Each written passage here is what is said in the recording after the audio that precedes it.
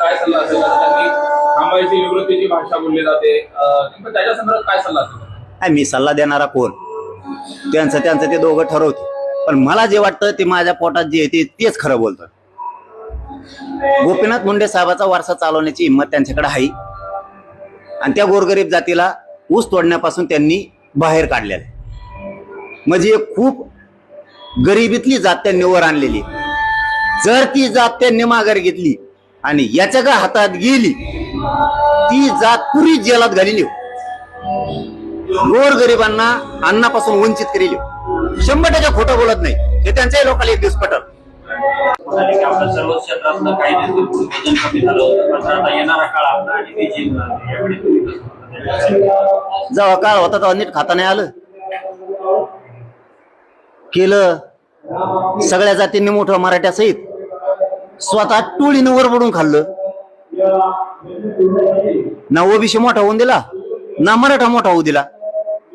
मारामारीत वेळ जास्त घातला. एक काळ असा होता, आता तुम्ही प्रश्न काढला म्हणून मला बोलायचंच नव्हतं त्याच्यावर.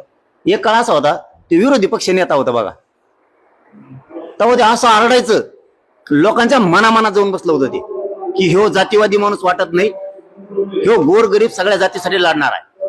पण ज्यावेळेस याला मराठ्यांनी आणि सगळ्यांनी मिळून निवडून दिलं ना त्याविषयीची नियत खराब झाली आणि टोळीच्या माग सगळी यांनी मंत्र्याची ताकद उभा केली आणि मग ते करायला लागले खून, मग मागा लागले खंडाण्या.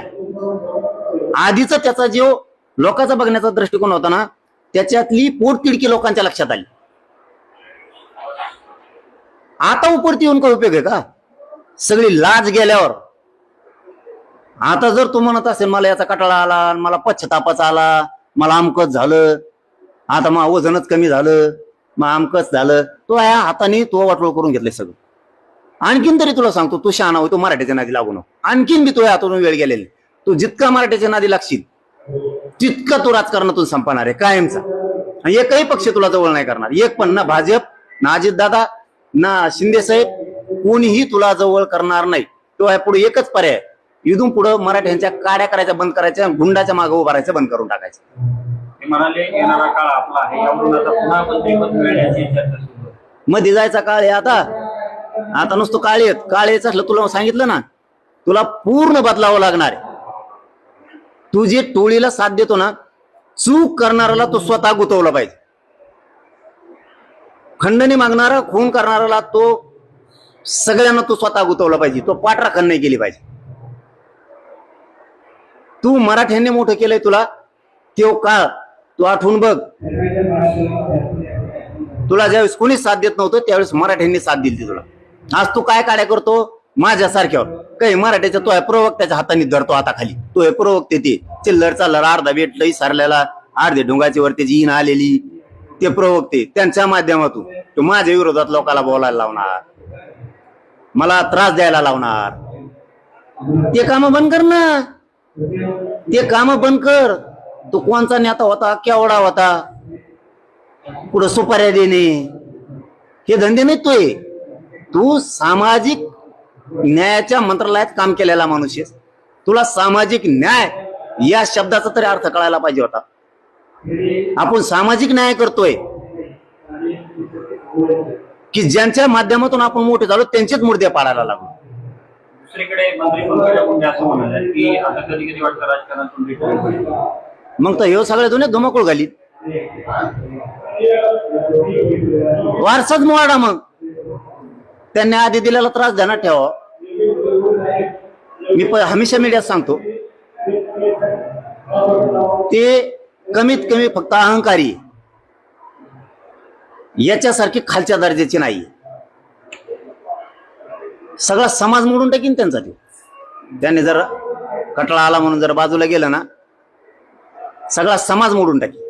सगळ्या टोळ्या होत्या, अख्ख्या टोळ्या, नुसत्या मारामारी.